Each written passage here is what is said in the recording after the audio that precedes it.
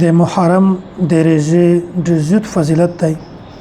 هسې خو په دغه میاشت کې هر عبادت قابل قدر او باعث اجر دی، خو په احادیث مبارکه کې چې د دغه روژې چې کوم فضیلت بیان شوی دی ډېر زیات فضیلت دی. نبی علیه الصلاة والسلام دا ارشاد دی: وافضل الصيام بعد شهر رمضان صيام الشهر الله المحرم. چې د رمضان په روژې نه بعد په ټول نه بهترین روژې د الله تعالی د میاشتې د محرم روژې دي. نو کسې اول خو روژه فرضي روژه هغه د رمضان مبارک روژه ده، که چیرې د رمضان مبارک روژه نه وروسته د فضیلت ولا روژه غوړئ بیا هغه د محرم الحرام ولا روژه ده.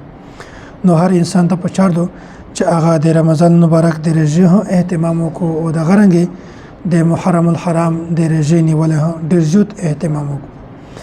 او دوم روایت ابن عباس رضی الله تعالی عنہ دا روایت دی، رسول الله صلی الله علیه وسلم فرمای: من صام یوما من المحرم فله بكل يوم 30 یوما.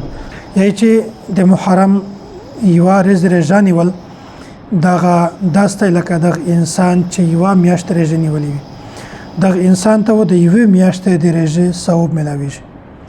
که څه څومره زیات فضیلت دی د یو روژه، خو فضیلت میشتو ستا د پیرا د میاشتې د روژې ملاویږي. نو که چیرې میشتو پیرا میاشت روژه ونسي نو دغه څومره غټ فضیلت دی. بیا انسان سره وخت نه وي، موقع نه وي، ګرمۍ موسم وي، نیولې مشکل وي، بیا دته پکار ده چې لاس روژه ده ونسي، لاس نشي نیولای 15 ده ونسي، 15 نشي نیولای کم از کم د نم محرم د لسم محرم روژه ده ونسي، یا کنم نشي نیولای لسم ولا سم دغه روژه ده ونسي. دغه ډېر زیات فضیلت بیان شوی دی. نو دغه لسم محرم ته یوم عاشورا ویل کیږي. دغه الله تعالی ډېر زیات فضیلت بیان کړی دی او دغه د نیکی حاصلولو ذریعہ ده. پیغمبر علیه الصلاة والسلام فرمایي: وصيام يوم عاشورا احتسب على الله ان يكفر السنه التي قبله. چې کوم سړی د عاشورا د ورځې روژه ونیسي، الله تعالی دته د تیرې یو کول صغیره ګناهونه معاف کوي. نو څومره زیات فضیلت دی یو روژه نیول دي او دغه یو روژې په بدله کې الله تعالی د میاشتو د یو کول ګناهونه معاف کوي. اصل د کول ګناهونه معاف کول دا ډېره مشکله خبره ده، خو الله تعالی صرف د یو روژې په بدله کې د میاشت ګناهونه معاف کوي. هر انسان ته پکار ده چې دغه روژې اهتمام وکړي.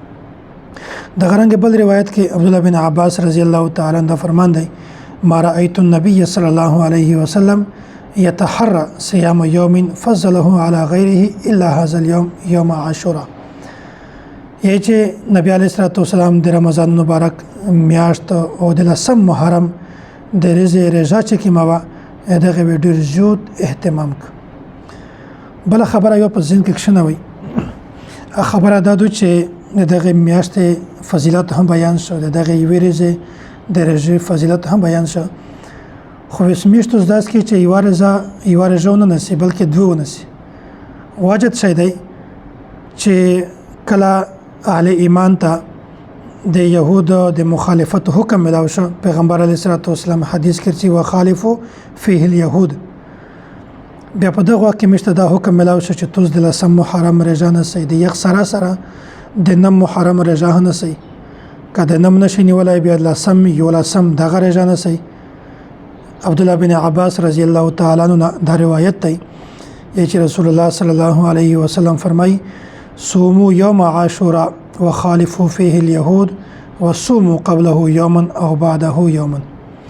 چې تاسو د لسم محرم روژه نیسئ او د یهود مخالفت کوي او کوشش کوي چې تاسو په دغه نه یو ورځ مخته روژه ونیسئ یا یو ورځ وروسته روژه ونیسئ. مطلب یې دا دی چې تاسو د لسم محرم روژه خو ونیسئ، خو دغه روژه یهودیانو هم نیوله، نو لهذا د مخالفت د وجې نه پیغمبر علیه الصلاة والسلام دا حکم میشته بیان که چې تاسو ته دغه سره یوه روژه مخکې یا یوه روژه وروسته یا نیم محرم یا د یولسم محرم روژه ونیسئ.